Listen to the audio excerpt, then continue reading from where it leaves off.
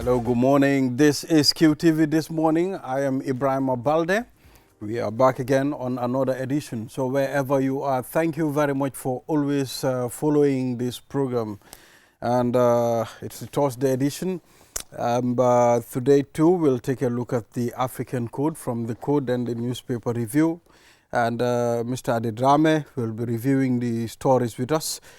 From there, we'll be talking to the Ministry of Health on the Gambia launches National Food and Secure Drug Quality Control Lab. And we'll be talking to Jibril Gando Balde, Fatoumata Koma, Deputy Director of Health Services and Partnership Coordinator, Ministry of Health. From there, then we will be talking to Setal Sunyuriu. They will be on the program. That's the ambassadors of Setal Sunyuriu. And on the program, I am with Mr. Momodu Mboj as the co-host of this program. Good morning, Mr. Momodu Mboj. Good morning, Mr. Balde. How are you feeling today? Alhamdulillah. I learned that you were not feeling very, very okay yesterday. Yes, you know, sort of, I call it sleep deprivation. You're having headaches now. I mean, you can't sleep at night.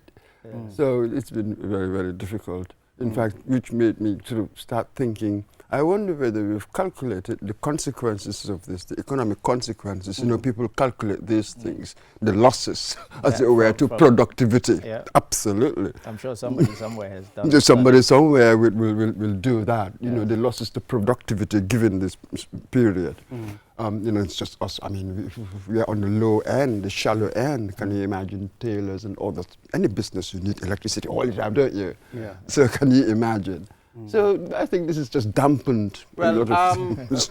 Most of the time, when we talk about power cuts, we only think about, okay, NAWEC, it's not doing it. But I think we also have to highlight on the economic losses that it's going to cost, because even this is a clear manifest that most of these tailors didn't even work, and you know, sometimes this can affect the economic growth of a country. And here, Ali, before you come in, we're really not. You realize I had not mentioned NAWEC's name. It's just the consequences of the experience we're going through. Whatever the causes are, I haven't touched, I do not know, because there are just so many narratives and that sort of thing. But this is just the consequences, and that's all we want to talking about. The reason I mentioned that, we are more focused on NAWEC, you understand? But it also comes with its challenges as well, economic challenges. That's what I'm talking about. It is, because if you think about it, you know, sometimes there's what you might call a moment when a particular thing becomes the topic that is discussed around the coffee table in an office or whatever. People are having breakfast. What are they discussing? They're discussing NAWEC. And one of our colleagues yesterday told me that he's had to have his fridge completely open, throw out a whole bunch of food because it's spoiled, and he didn't want the stench from the fridge being closed, and they've gone 4 days without electricity. So it's unavoidable. So if you extrapolate that to somebody who's running a commercial business and they have certain foodstuffs that need to be refrigerated, they're probably having to, so as Mboj says, you know, the economic cost of a lot of this thing, as well as obviously, you know, people not being able to sleep because it's too hot, and there are no fans, there's no air conditioning that's working because there's no electricity. Then, you then begin to realize, as you rightly said, sometimes we just think NAWEC, but what about the impact? What about the costs? What about the implications? I've been getting constant electricity for the past 1 week. I mean, since Tubaski. You know, the power cuts that many people complained.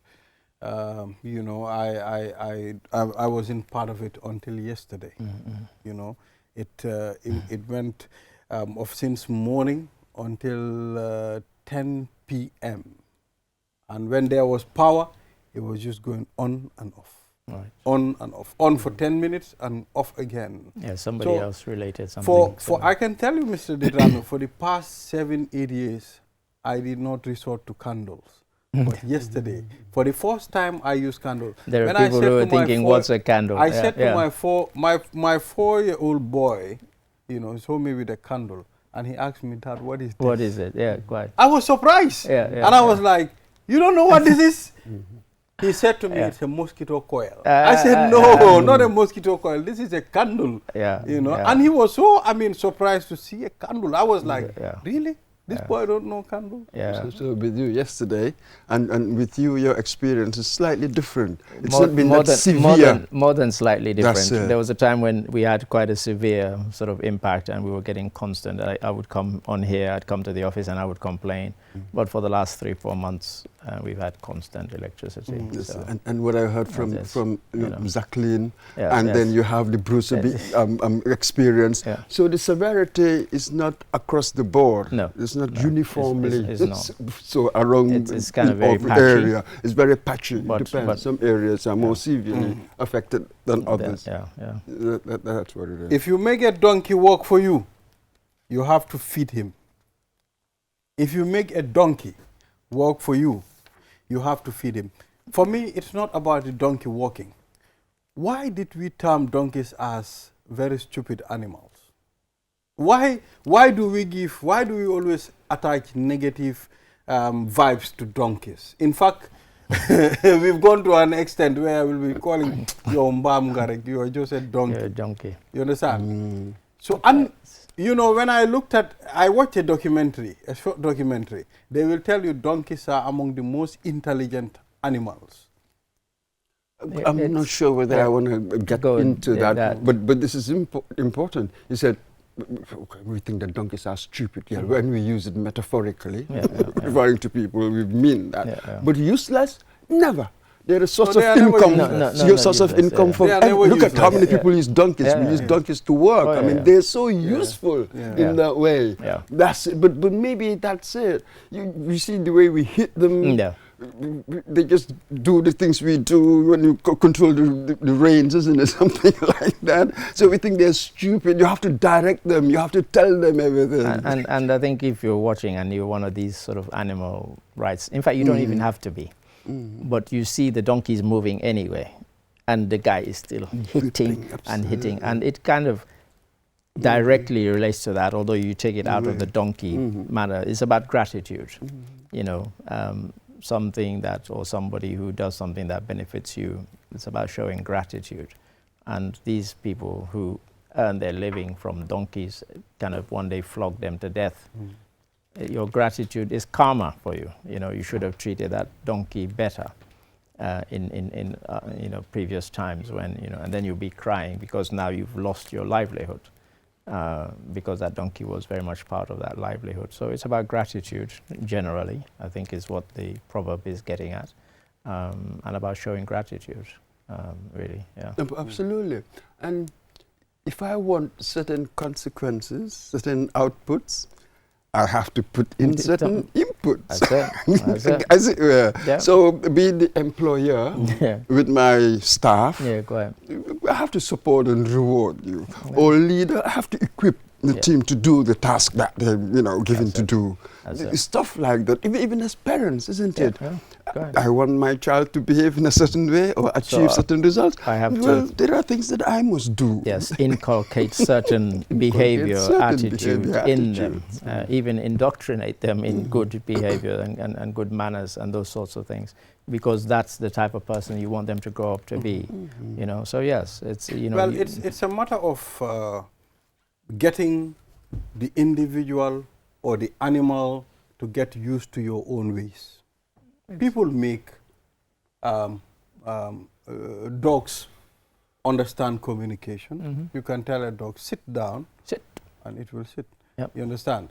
So it's a matter of or you can say walkies. How you portray yourself and how you train it. Train a tree when it is ready. This is the key. Now try that with a cat. Certain animals. With some animals you can do certain things. Some you can't. With others you can't. It's all a question of context. Isn't it? It's all a question of context. Because you might have a dog or a cats, and yes, and they're quite different. You might have just a donkey, but if you want it to do the job of a guard dog, no matter how you train it, it's not going to.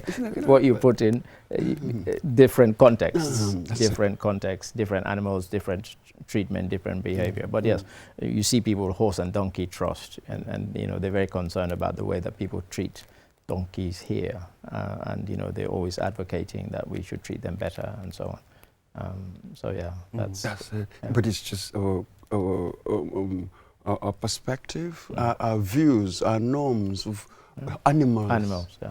It's just very, very weird. Because most people here, the animals don't sleep in the house. Mm-hmm. Of course, you go in Europe and America, they're almost part of the family. They'll sit on the sofa next to you when you're eating. They might even lick your mouth. Yeah, we have few homes that, you know, the cats can sleep in the house. But generally, on the couch, you know, For us here, animals should sleep outside, not inside our house. You see them. I remember a house in Britain where the dog, I mean, was being fed from the cup of tea. Man, this is something. I mean, the first time I saw that, it was like I thought, well, that's normal. That's a different level of. That's normal. I mean, I went to one house once, and I was wearing a black suit, and when I sat down, I got up and I realized there was all the dog fur on me because the dog had been. I just blasted. I said, "Why do you allow this stupid dog to, you know, come and sit on the sofa where people are meant to be sitting?" I said, "Look at me," you know. I was furious, you know, and they were all like, you know, he's like a part of the family. I said, "Yeah, but he's not human," you know. But yeah, it's you get that. So different. Completely. But this is the key, though. With them, in a sense, the underlying philosophy is this: the better I treat animals or any of that, that's like an index of my humanity. My civilization. So they see us really who don't treat animals well as really not civilized. That's really what the underlying logic is. It's a measure of your humanity, how you treat these animals. You have power over them, you have all sorts of things over them, really. How do you treat them? So that's a very interesting idea there. Well, interesting. It depends on how you treat them. I mean, each society and how you believe animals should be treated. He's a relativist. Each society, if what you believe is okay, is that okay? Yes. Okay, so if we believe that we should be killing them, imagine this society A believes that they should be killing these things. Is that okay? I have a reason. That's why I said each society and what you believe. Maybe killing them, I might not agree to that. You see? But I might agree the animals should stay outside. But you've betrayed something there. There's something universal. You see, you do not agree that they should be killed. What are you appealing to there? Universal values. There are certain things people shouldn't do. There are people who even advocate in the same way you have universal human rights, that you should have universal animal rights. There are some who advocate that. I'm not sure I'd go that far. Now we'll take a short break. Let's go. After the break. Then if that is the case, we should stop killing chickens. We should stop murdering chickens. He's gone to the other end as well. Yes, so we will take a short break. After the break, we'll take a look at some of the papers. We are back. This is QTV This Morning. I am Ibrahim Abalde. Of course, Sidi Njai on the Standard newspaper says he is not anti-Mandinka. You know, there are a lot of rumors circulating that Sidi is against the Mandinka tribe, you know, considering some of the audio leakages that happened the other time. So people are viewing Sidi as an anti-Mandinka. Now he's replying, I am not anti-Mandinka, Mr. Adid Rama. We can all make a statement. I can sit here and say I'm not anti-Liverpool or I am not anti-Man City. But my words in an unguarded moment will betray that not to be true. When you're a politician, you can be very careful about what you say in public. But when you don't realize that you're being recorded and in an unguarded moment, you might reveal your real self. And so it's easy to make a statement, say, I am not. But when they have your words saying, the opposite, those words have betrayed you and make a nonsense, let's be honest, of the statement saying I'm not this or I'm not that, because you didn't know you were being recorded, and if you were, you wouldn't have said those things. But what does that say? That you weren't being, you know. And so it's a difficult one, but some of us have heard the audio, and we will make up our own minds. In fact, yeah. What does it say? I haven't heard, I have to be honest with you. What exactly does he say in the audio too? It's the Omar P. Jallow audio that's been released in various segments, and he is on tape, as it were, saying certain things that are against certain people, and is using tribalistic language. And I'll go so far as to say that when the khutbah was delivered on Eid, every single event that we covered spoke against people using tribalistic language. And I don't know if he wants to take the poor credit for that, but almost everybody who came back and reported to us said, we thought that it was his comments that were being addressed by the imams because it had been so explosive. So, of course, if he were, he's hardly going to come out and say, I am anti-Mandinka, because he knows the consequences of that. But it's a messy one. And as I say, people will make up their own minds. They won't be guarded by, you know, a statement, whether it's a press statement or a statement that's issued to the media or whatever.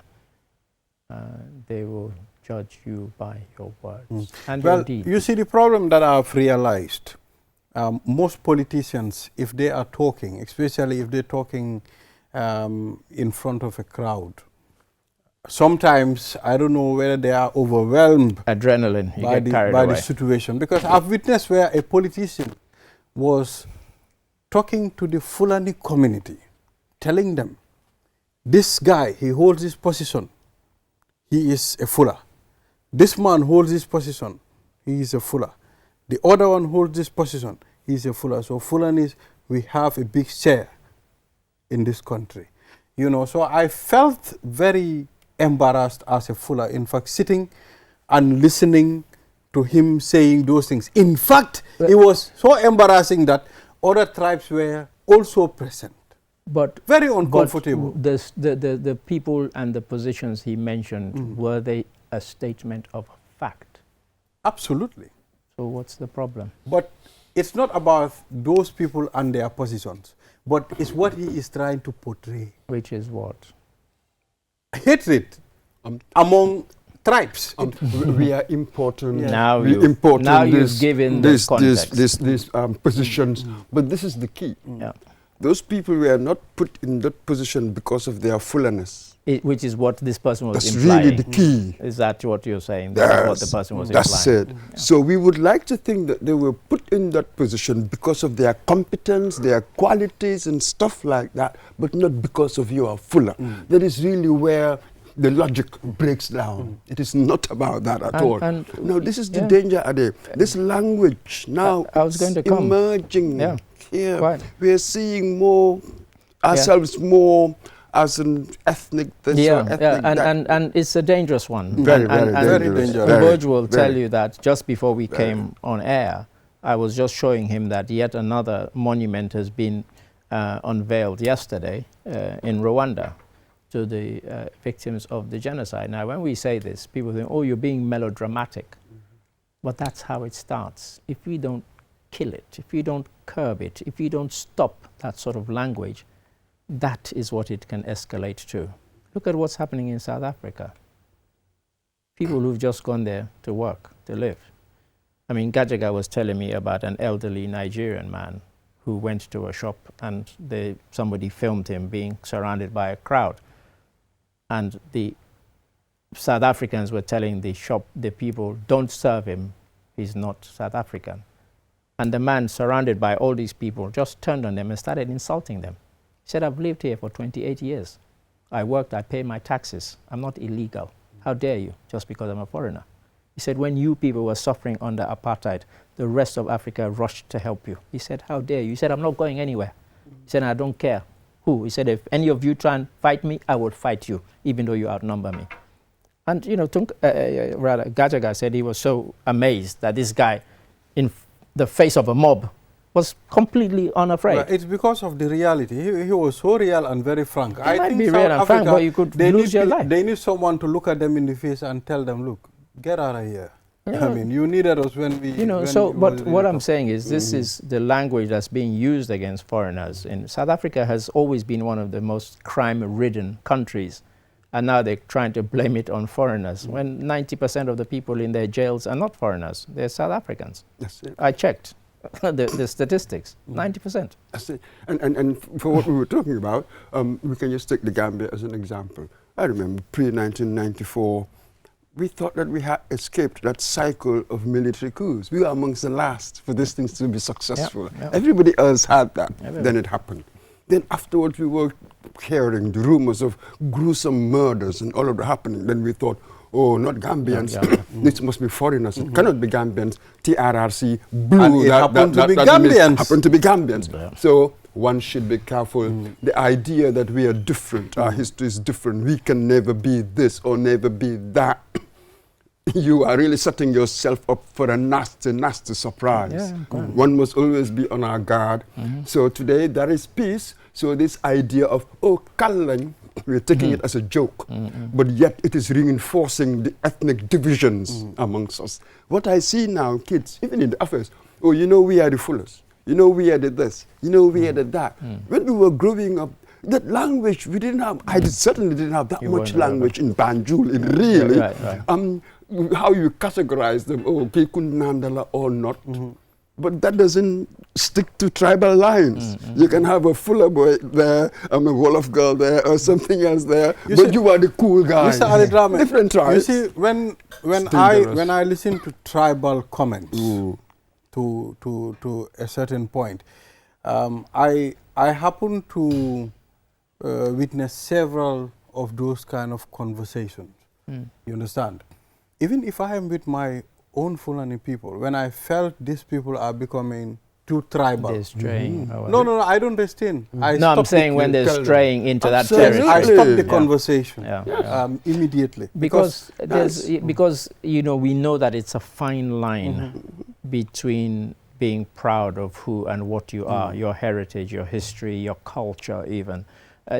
You can't get rid of those things and just throw them away for a sort of kind of monolithic culture, because, you know, that's, you know, as we said, you know, just yesterday I was reading an article which said that across this belt of Africa you have Fullers in 20 countries. That's, you know, imagine if that was one country. And they have kept in those countries, the article was saying, they've kept their traditions. And so there are certain things that people can be proud of. But just because you are proud doesn't mean you have to hate somebody else or hate their culture. And that's the difference. So when you say tribal, there's a fine line between this kind of negative that can spill over into xenophobia and sort of negativity. Yeah. So we have on the Observer 24, NPP-led alliance rejects corruption allegations, called them politically motivated. My Fati on the paper. Yes, because I would say that, wouldn't he? Yes, and also Sankare went on radio and he said that, you know, he can swear on the Holy Quran that President Barrow is not corrupt. And some people said, you know, how do you know? And that is part of what it is, just tells you that we are in an election year. So you will have these claims, counterclaims, you will have allegations. We've just had the Chief of Defense Staff being, one has to say, forced to resign. You know, if we were sitting here talking 2 months ago, nobody saw a reason that we knew of for him to resign. However, allegations started coming up that were supported by what seemed to be incontrovertible evidence. Had that not been the case, he would not have resigned, because there would have just been allegations. And so my guys, whenever they've tried to do a story, I've always said to them, if you don't have the evidence, it's not a story. It's just a rumor. I don't care if you're telling me that the rumor is from somebody who is an impeccable source. I don't want to know. Do they have the receipts in quotes? You know, do they have the evidence, the hard evidence? That is what forced that resignation. So these things will come because these are one of the things that people will always bring up in an election year. Corruption, how you deal with corruption, how people perceive corruption, and so on. So we'll get headlines like this all the way through to December, I suspect. So I'm aware we are supposed to take a break now, and you know, we prepare for the next segment. And you know, thank you very much, Mr. Adedrame, for talking to us. By the way, nice half-ton there. Thank you. It is gold-coated. I hope it's not one of the gold pallets on the newspaper. The gold scandal. The gold scandal ones. I got this from our colleague Ida, and I came to work one day, and guess who was wearing the identical one? Oh, Mamadou Gajaga. So we have the same. He became your twin brother. Yes, yes. Yeah, so viewers will be right back after the break. This is QTV This Morning. I am Ibrahim Balde. We are back again after the break. And now let's move on. We have Jibril Gando Balde, Senior Health Communication Expert, Minister of Health. And we'll be talking about the Gambia launches National Food and Drug Quality Control Lab. It is very important for us to discuss this. And Jibril is here to help us go through this. Jibril, it's good to be here and good to have you on the program. You are welcome. Thank you, Balde. It's a pleasure always to be on this morning. And greetings to my elder, Mr. Boyd. Yes, you know, the camera crew and the technical and the management. It's been a while. I think I hope it's not getting close to a year. We've not had anything. From me personally, but program. My team have been coming. They've been coming. So, yes, we've been having them here, but from you? Yeah, from me it has been a while. So because there have been a lot of other works that I'm doing other than coming to TV. We're working on activities. We're planning on many responses. We had the Hanta virus. We had the Ebola virus. So we cannot just sit. We have to be preparing behind the scenes as to what should be the response if it should happen to come. So we are working on those things behind the scenes, trying to prepare the emergency response plans for Ebola, for hantavirus, and so there is a lot going on.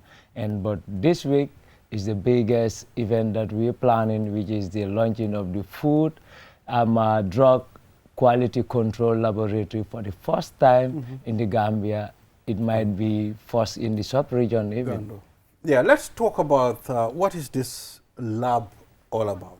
Tell us. Yes, this is the Food and Drug Quality Control Laboratory. Okay. So when we say Food and Drug Quality Control Laboratory, what it means to the ordinary Gambians is this. Now, this have given ordinary Gambians the opportunity, or residents of the Gambia, the opportunity for their food and drugs to be tested. In the country? In the country. Okay. At turntable, not very far even. Okay. So as we have experienced before, our food and drugs, for them samples to be tested, we have to package them, send them abroad. Either Senegal, either Ghana, some as far as Europe. Okay. So which is very expensive, it's time consuming, and it's a lot of things to do. So now the government of the Gambia, through support from World Bank and the Ministry of Health, established this magnificent. So what you are seeing on this screen is a result of amoxicillin test. You can see amoxicillin. Okay. So this is telling you all the ingredients in amoxicillin. So if there is any foul ingredient in the amoxicillin now, we will be able to detect it. So this was what we were lacking. Since independence, we never had anything like this. So this is so significant that, and now not only drugs, because that is just an example of an amoxicillin being tested there. So all the parameters as far as quality control is considered, we will make sure that we check everything. So, and it doesn't even come, even the fake drugs now that come, if you make a paracetamol, there is another test we run on paracetamol. Okay. And if you look at that, it can tell you whether this paracetamol is fake or is real. So this is the amoxicillin one. So the same test is done for other diseases like amoxicillin, paracetamol, any other medicine now. So we can tell whether this is chalk powder you made this paracetamol from, or is from the original substance of the thing that you need to make paracetamol from. Even the dissolution, if I should take a tablet now, how it should dissolve in my body, in my stomach, intestine, going into the blood vessels and everything. Now that dissolution process can be tested, simulated in our labs. So we can detect now the fake and the original drugs. We can also detect substances that should not be in the drug if they happen to be there. So it also comes along with a food laboratory test, where now our food also, the cans, the tins, these processed foods coming from outside, they can all also be tested and see which are having what ingredients, what is the percentage of this ingredient that they say is on the tin, because all these things, they are dictated by international standard that they should have labels, and those labels should give you the details of what and what and what is in that. So if they say this and this and this is in this tin, in this sardine, or is in this sausage tin, now we can verify in the country. Okay, so we'll know. Yes, now we will know. So this Balde is going to help everybody, because that is helping the businessman who is bringing in medication or the food to assure that now the food he is supplying is of quality, is of standard. And the people also, ordinary people now consuming also will be guaranteed that the food, the medicine that they will be taking now can be tested in the country, and they are certified, guaranteed. And this also helps to boost morals of tourists, people in the diaspora, because Africa, they think it's a garbage. So many people, when they're thinking of coming to Africa, especially relocating to Africa, these are some of the things they will check. So this have a good, significant importance when it comes to even tourism outside health. It can boost our tourism, because now many can be confident that definitely if I go to Gambia, I can be assured to take medicine and food that is of quality, because it have been assured. So this is what the Ministry of Health and the Gambia government brought for the people of the Gambia, so that what happened some years ago, it doesn't repeat itself ever in our history. Absolutely, yes. You've mentioned Ministry of Health and the government of the Gambia, and I'm sure also with external partners, because as you were talking there, I thought, what kind of equipment will be able to test all of these things? So tell us more about this lab. What equipment, expertise, do we have the expertise? Are people trained to do certain things? What's the management like? Yes, when it comes to the equipments, I think we shared some of the videos of the equipments that have been installed, and this is one of them. So now with this, you can calibrate, and with this machine specifically, it can tell you a particular tablet, if it is viable, whether it is because of the transportation period before it reaches the Gambia, the container and everything, it was shaking, the waves and everything. So now when it reaches, before somebody takes it, it should be tested. And some of these machines can test to determine whether this drug, the way it has been shaken on the way, whether it is still potential, whether it can still serve its purpose, whether it has still maintains its potency and its structure and everything. So now all those parameters can be checked. Not just you bring the drug and pack it in a store and then we just check the quality control, but even the physical appearance of the tablet, of the syrups, of all the medicine components can be verified. Not only the chemical component in it or the biological component in it. So we have different series of machines, because each machine is designed to do a specific task. Just like that machine with the computer, and most of these are connected with computers. So after analyzing, they give you auto results. Do we have the expertise? Just as you said, this is new. Yes, it's new. It's new. But remember, we have a food safety quality authority, and they have food scientists. So they didn't have the capacity, the equipment before, but they had the personnel. So we had the personnel before the equipment. So food safety had scientists, even though they were not much, but they had scientists, which can, because if you don't have the scientists, even if somebody do a test for you abroad and brings it for you, how can you interpret it?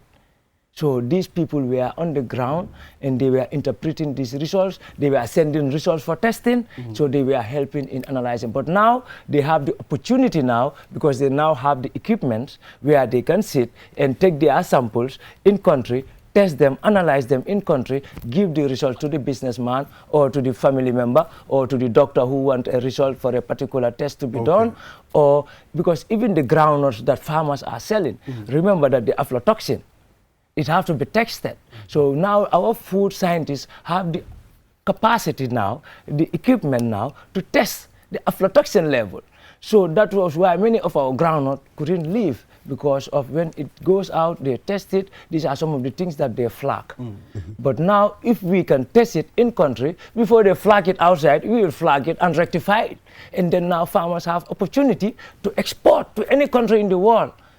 You just give them their your specification as to this and these are the criteria, and they will go and do those criteria tests. And if they are certified, now they can go anywhere in the world. So this is not only about health, but even in business.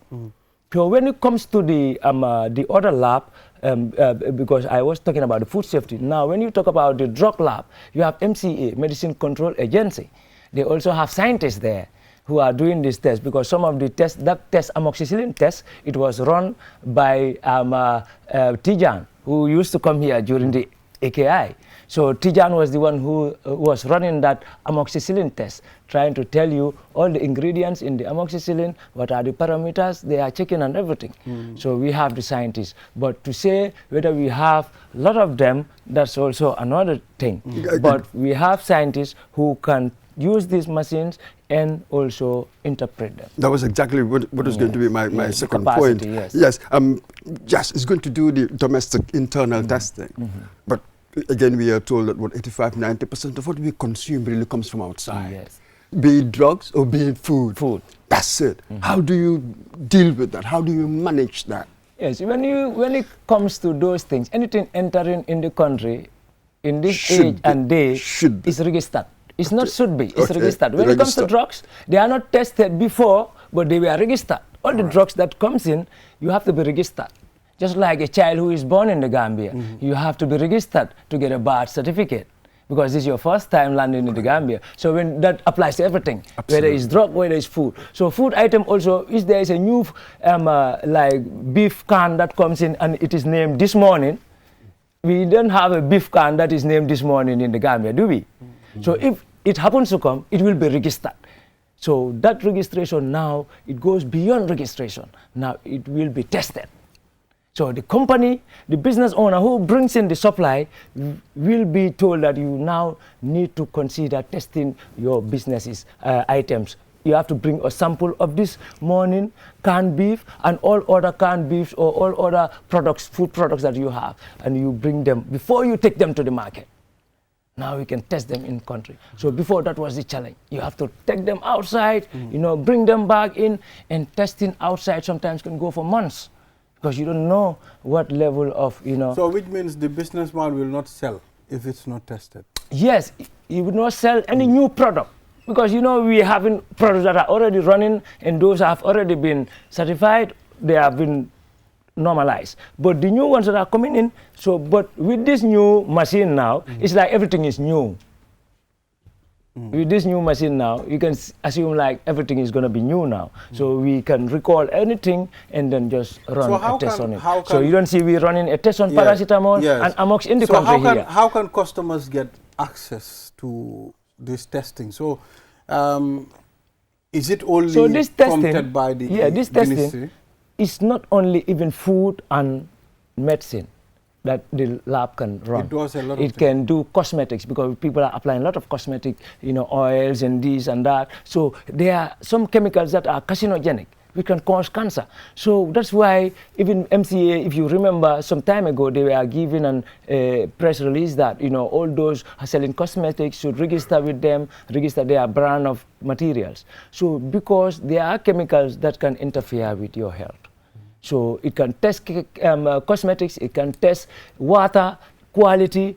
So everything that the human being consumes can be tested within this facility. So we will be having different lab scientists with different expertise. You understand? So the food scientist will come do his food test, the medicine scientist will come do his medicine test, the agricultural scientist will come and do his agricultural test on aflatoxin, on groundnuts, on vegetable pesticide residues, because we know we all consume vegetables and most of the time they are not washed properly and they are applied with pesticides. So even a day before harvest they can apply pesticide. But for you eating, your wife went and buy it at the market. Do you know what is the pesticide level in that tomato you are eating? And most of the time you're eating it raw, not cooked. So all these machines can help us address all these issues. Absolutely. Quickly, the management of the lab, is it directly a Ministry of Health? Is it going to be sort of a, semi-autonomous body?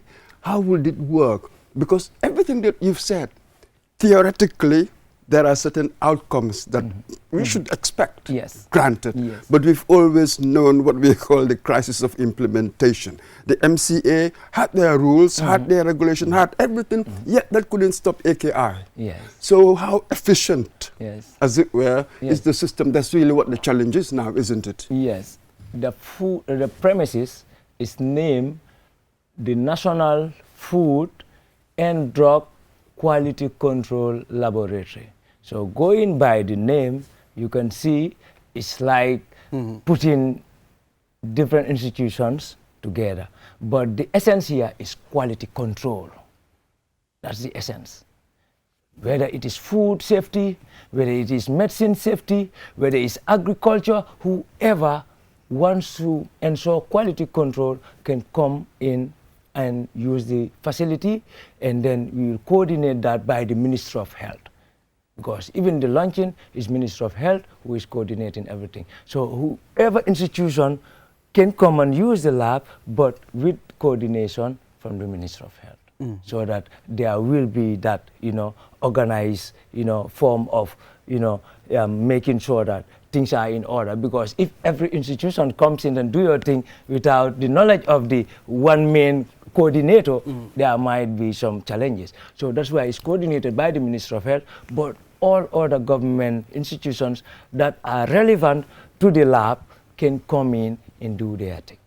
What threats do you see to its efficient running? Threat, because it's new. That's a threat. So something, the fear of the unknown, sometimes it's challenging. We have few personnel to yes, run the because system. the capacity of the lab is big. If you go into the lab, it's a big lab. It's some of the biggest labs I've entered in my life. So when you look at the capacity, it can really accommodate a lot. A lot can be done in this lab. So this is a big opportunity for the Gambia, and it's a big opportunity for also the youths out there. It has an inclination to the youthful population, because we didn't have the equipment and the capacity before. So we had less scientists. But now we have the equipment and the capacity. So now many youths can venture into training different specific scientific specialities.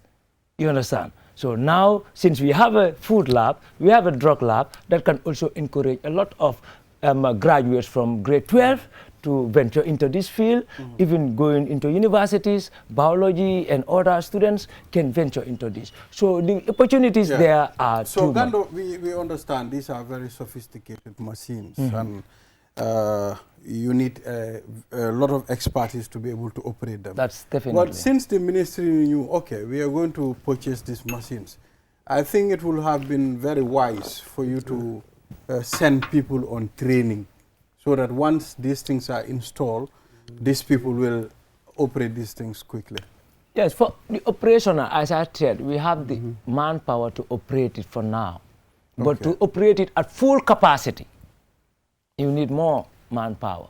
and the ministry is working with partners, you understand, to make sure that, you know, those things are there. But for now, we open it on Monday. You see, that test is being run by a personnel of our staff, MCA. So these are some of the things. Okay. So when it comes to the food, also the food scientists, they are already at Brussels, at the lab there. So they also trying to fix their equipments and try to run tests. So by people today, are we talking about? Huh? How many personnel to run, engineers to run this? Because, you know, some of these machines are very small. You understand? It's not like, you know, a big hall of machine. So some of these are just small equipments that are specifically designed for specific, you know, check-ins. Okay. So one person can operate. It's not something like you need 4 people to operate one machine. Because if the pictures you have seen, some of them can fit on this table. You understand? But you have some that are bigger than your sofa. So there are different types of machines. Okay. So if you can see this, only one person can operate this. This is what is used to check the stability of the drugs, and these are storage, you know, facilities where your samples, before you test or after testing, you can place them. So this screen showing you. So we have people right now to do this on the ground. Okay. And they have started, because this is evident. We did this before I came here today. I took these photos, these videos. Okay. I took these videos day before yesterday with Tijan when he was running. Yesterday also, he ran some tests on paracetamol, on amoxicillin, on diclofenac, on many other things. And a team was there with the minister, the directors, the PS, everybody was there. Just to make sure that by Friday, we are fully set and operational. Okay. By Friday, we are opening. That is the launching. And so it's being launched by the president. So Friday is official launching. Official and launching. From there, operational. We will show everybody what the facility can do. When it comes to food, when it comes to drugs. All these pharmacies we have in this country, the medicines that they are selling, do you have them in your labs? They are registered. All of them are registered. We have all of them.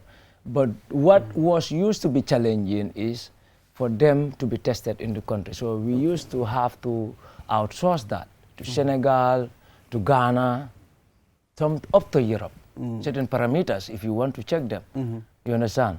So these things, even the Aki, you remember some of the samples went as far as Germany. Yes. So now all those things can be tested. So you are telling me if you have all those medicines in your possession, so are you telling me now, you people, you know the number of pharmacies we have in this country? We know that for sure. Oh, because they give out the certificate. MCA give out the certificate. Pharmacy, National Pharmaceuticals. They give out the certificate to each and every pharmacy. And not only that, the drugs that they put in those pharmacies, they are all registered. It's just like you Balde, they register you, you have your family. So the kids, your wife, everybody is registered under Balde. You understand? Anything that is under Balde is registered under Balde. And the file is with office. On the whole, this is controlled, huh? Yeah, so, but now it's going to be more control. Now, not only registering them, putting them in our file. Now we will recall every medicine and test them. And certify them. Is that information online? Is it free information for me to go online to your website and I see all the registered pharmacies? So because maybe I might see pharmacy that looks dodgy. It's not? That is technical information. Just to know the pharmacists that are registered? If you go to the office that is responsible, they can give you access to it. But for public, that means something else. No, what I mean is just registered. Yes. These are just as when I go to the Ministry of Justice, registered companies, I know doesn't go public. But why not? What's the confidential? What's the confidential? So because we are talking about medicine, we are talking about drugs. But you're registered, and I'm using you. Yes, but the drug I register, you can come and look at it and do something else with it. We have exhausted this time. And you might not be the professional to even see that. Gando, Yes. We will like you to come back again. Definitely. So that we would love a panel, at QTV, if they can grant us this panel with Mr. Mboy, Yeah. So we have a national debate on this. Because we'll be having the following week, we'll be having launching of the emergency treatment center. What we do, the minister will have to come and buy a time here. Inshallah, I'll push for that. I'll push for that. We are working on that. And Gando, it's good we have this laboratory in our country. And to make it work. Look, brother, sometimes it started working. You have seen that sometimes sustainable. All right, so we've exhausted the time. Now we will prevent ourselves from taking painkillers, and you wouldn't even feel you've taken painkiller. Yes. Some are made with chalk. You don't know. You never know. We can even so we'll be right back. We'll be right back. Gambia, West Africa on QCell Avenue. Now let's head to the last segment of this program. We have Saini Sedikan, Rise of Gambian, and Rachel, Ogo Nyasi, Aaron Chata. Of course, we'll be talking about Setal Sunyureo, ambassadors. Of course, as you know, Setal Sunyureo is an initiative for cleaning the Gambia, making sure we do not litter our streets and, communities. So wherever you are, get closer to your TV set and we'll hear from them. Good morning, ladies and gentlemen. Good morning. Good to have you here. Thank you. Thank you. Yes. So let's start with Miss Jase. Rachel Ogonyasi. Nyasi, rather. Yes. All right. So tell us about your involvement with Setal Sunyureo. Okay, thank you. I think that's an amazing question. I'm so grateful to be on this podium today. First, I would like to thank the Q Group Foundation, and of course, I'm not forgetting Suleiman and all the volunteers of Aaron Chata organization.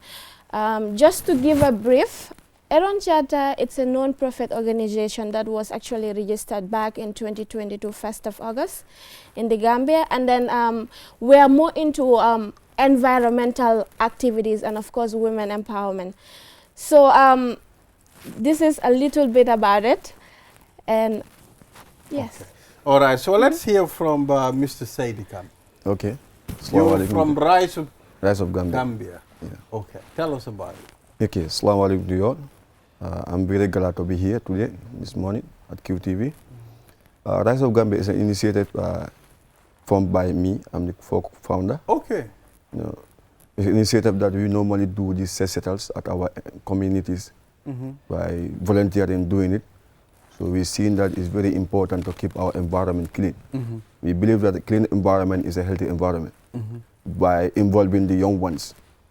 So we had this Setal Sunyureo on social media, and then we applied, and then we become an ambassador with QCell. And then it is very good we see QCell come up with this initiative to involve the youth in their environment. Yeah. All right. So how did you come in contact with Setal Sunyureo team? Pressure. Amazing. I first heard about the initiative on What's on Gambia.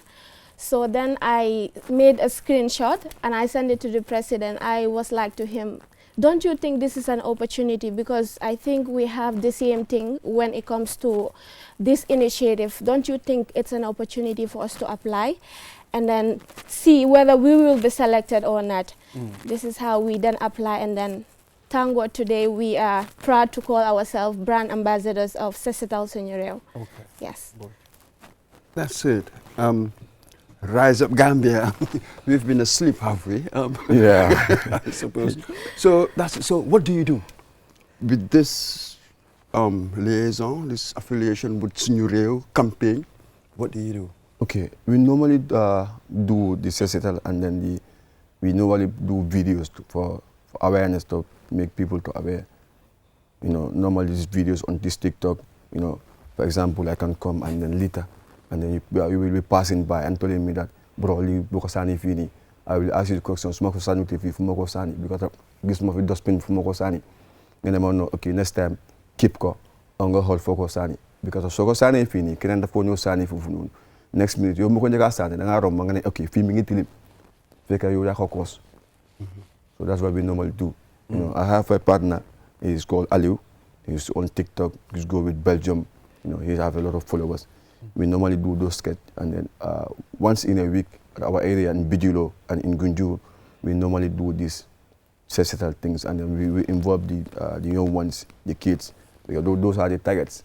For us, maybe at our age, our over age, for them to understand these things is very hard. But the young ones and the women, they easily understand this stuff. Now, this is interesting. Before you come in, why do you think that we do that? We throw our litter on the ground instead of putting it in the bin. Is it that we're ignorant? We don't know that we shouldn't do that?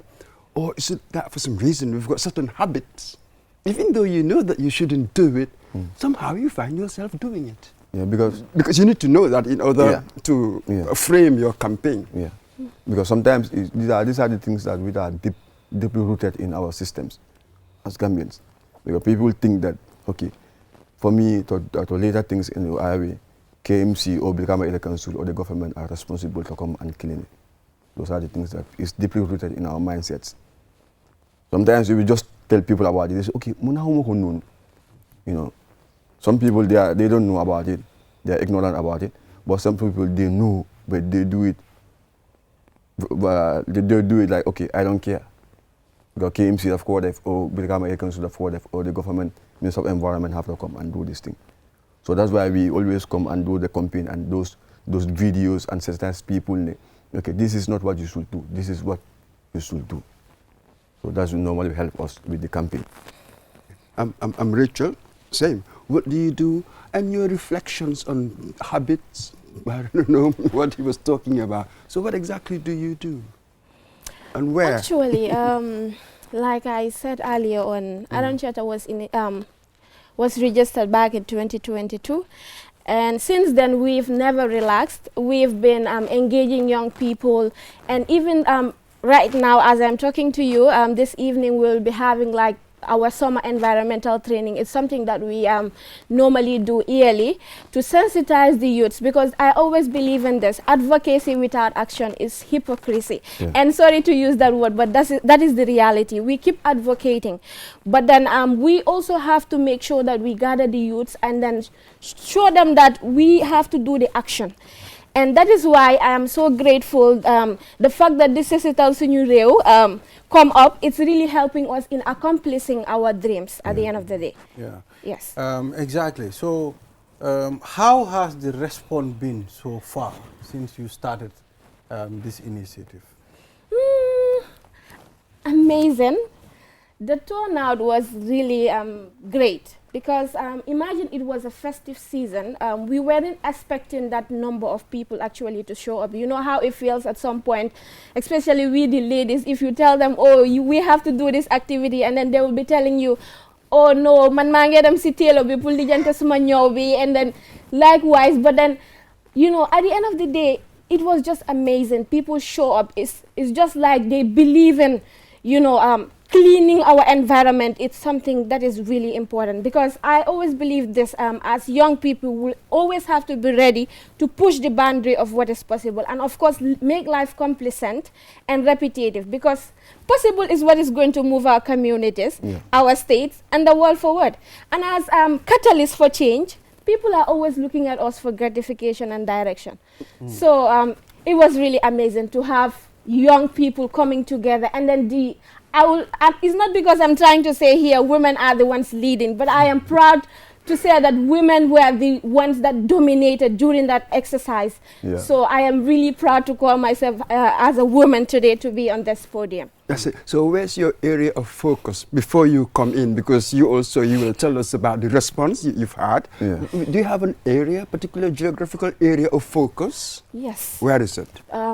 Some time back we had a collaboration with KMC, Brikama Market, BAC, you know, Westfield here kind of thing. We clean, not only that, sometimes we engage ourselves into, tree planting as well. So Yes, these are some of our focus areas, like sometimes turntable if necessary. Yes, so we're just across yes. all the area councils yes. and stuff. Exactly. And you, how's been your response and your area of focus, if any?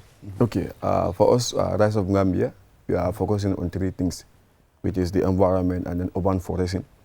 If you look at our page, you will see urban foresting and beautifications of areas.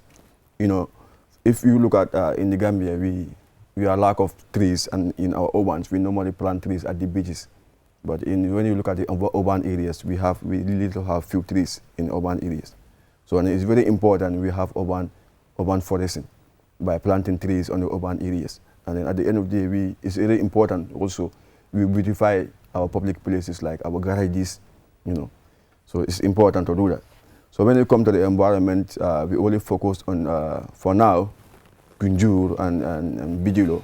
But we said, Rise of Gambia, we only want to stop at those areas. We want to cover the entire nation, as if it is possible. That's our target. But for now, we just focus on Bijilo and Gunjur. So how closer are you to your target of covering the entire nation? Okay, we are not actually there, but we somehow there. Because we involve people like when you look at our last environmental at turntable, we involve people that are from Kesirin, Kololi, at that end, so to involve them, Sukuta, you know, to involve them to engage in these recitals. Okay. Yeah. Yeah. All right. So you know, yes. Let me just come in a bit. We move on a bit. Earlier on, we were talking about sustainability. What's the strategy? How sustainable is this sort of periodic mobilization of volunteers to come and clean here or clean there? In the longer term, what's the strategy? Where would that lead to? What do you think would be a sustainable mechanism in place for this sort of thing, in your experience so far? Okay, one thing I'm going to say is that I think we are doing a lot. It's not actually easy as environmentalists, but I also think government also have a say in this journey, because if ministries come on board to have a collaboration with the youth groups, and come up, probably we have representatives in parliament when it comes to decision making. It's actually going to help us in this journey, because at the end of the day, what happens is if our representatives are there to say that, hey, we think you guys need to come up with laws, that will actually help us at the end of the day. Because imagine if probably, let's say, my colleague here knows that suma stani lini, dama wara fay 5,000. Wala suma defé lini dañ ma charge li. Da nga gis ne suñu réew mi dafa gëna set. And because yow sa bop you will have that fear ne li waruma ko def, because suma ko defé at the end of the day dama am pour fay nangam. So su policy bobu nonu ñëwé rek, bobu daf ñoo gëna dimbalé ci liggéey bi. Da nga gis Gambia, where we want to see Gambia will be there maybe in years to come. Probably, let's say 2045. That's it. So it's not just laws, but the enforcement of the laws that will make the difference. Yeah. So from your angle, the sustainability thing, surely the sustainability stance would be people stop doing that sort of thing. Yeah. Don't you think? In the end, that's really what it is. Having the habit, cultivate the habit to put our litter in the bin. What do you think? Okay, for me, I think we have to involve a lot of stakeholders. For example, the VDCs of every communities, you know, the women cafes and the schools, you know, we have to involve them, and then, as he said, we have to have seminars with them time to time to change the mindset. Because the most important thing here is the mindset of people toward this littering in the streets, and you know, people don't care. You know, sometimes people will find you cleaning the environment. They will say, sometimes, because people think that whatever you do here, there should be money involved. You know, because during the Ramadan, I did one at Kasumir Ranabat with my boys, and then the guys found me there. Boy, the following day we went there, and then we found the same lottery in there. I approached them. I told, bro, I them by finger settle, from that day since up to the later there. Okay. So I think the communication have to be always there, and then the laws that we are, the anti-littering laws have to be implemented, and then those are the laws that have to be enforced by the government and by the people. But the VDCs have to be involved. They have a role to play. The councillors as well. We need the councillors, the VDC, and then the council as well. Thank you. So finally, what do you have, to tell the viewers and the foundation, Q Group Foundation, and the Setal Suñu Réew before we close this segment? Once again, I want to say thank you to, of course, I will keep saying this. I want to say thank you to the Q Group Foundation for giving us such an opportunity to be on this podium. Because I always believe in this saying, it's like as a brand ambassador today, it's like you are becoming the face and of course the voice of those who don't have the same opportunity. And that is something that actually sets me apart. So seeing myself on this platform today means a lot to me, because it's like I am here to bridge the gap between the initiative and the community. So it's a whole lot.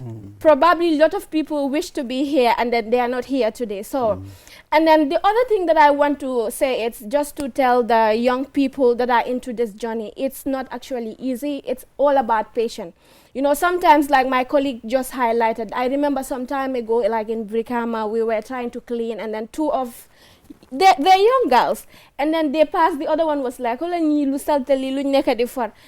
the other was like, excuse me, man, so at some point, I feel like saying, oh, you guys should not say this, but I said, let me ignore, because it's all about patience. Because sometimes people will just pass and they will talk anyhow. And like he made mention of, sometimes people will feel that you're being paid for this. But I just want people to understand, it's not about, being paid, but it's about passion. And I used to say this like few years ago, I made up my mind to venture into this journey, and nothing can stop that, because I have love for my environment. Thank you. So this is what I actually Thank you very much. Finally, absolutely. Quickly. Yeah, I think the closing remark, I will do it in local language. Because I believe people can like. Yes. I think it's Santa QTV, and then QCL is an initiative, Setal Suñu Réew. So Setal Suñu Réew, dafa nekk loo xam ne lu baax la. Te dafa ñëw pour sensitize people to understand ne lii nekkul ne pour leneen na pour ñun yëpp la. Imagine sa dëkk su setee dafa healthy, te su healthy you are safe, but dëkk bu tilim you are not even safe. Kon nu nga ko waxee rek léegi-léegi ñu fekk la si loolu sax ok xoolal kii lu moo def lu tilim lii, te lu tilim loolu yow yaa ko fa def, keneen ak keneen def ko foofu noonu, but su fekkee ne keneen nit yi jógun pour def loolu, the country will not be clean. Imagine right now soo demee ngay dox boo dee si market bi you see mbalit fu nekk nga ko dee gis, and then mu nekk loo xam ne it's not hygiene, mu nekk loo xam ne setul. So fendo miyala ko abong affected, because mol believe tala ko ka dandaw seniyandi fendo miyala ko amanke itala nyanto amanke la responsibility.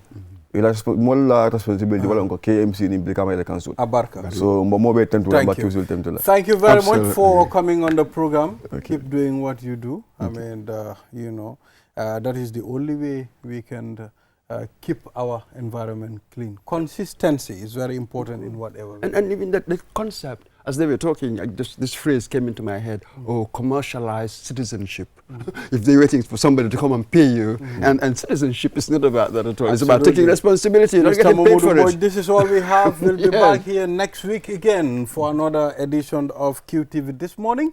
Thank you very much, Mr. Mboj. Cheers. It was really good catching up with you this week.